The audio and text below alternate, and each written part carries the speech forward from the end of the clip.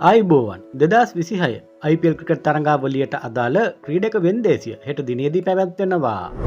එක්සත් අරාබි එමිරේට් රාජ්‍යයේදී පැවැත්වෙන මෙම වෙන්දේසිය සවස් 2:30ට ආරම්භ වෙනවා.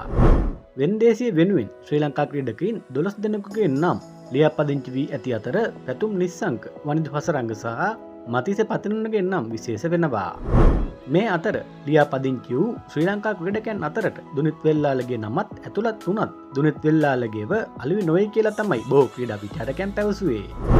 කෙසේ වෙතත් දැන් වාර්තා වෙන අන්දමට චෙන්නයි කණ්ඩායම දුනිත් වෙල්ලාලගේව මිලදී ගැනීමට බලාපොරොත්තු වෙන බවට සඳහන්.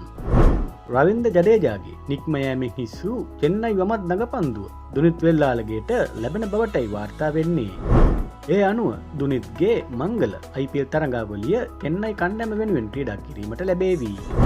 අලුත්ම ක්‍රීඩා තොරතුරකින් නැවත හමු වෙනකන් ඔබට සුබ දවසක්.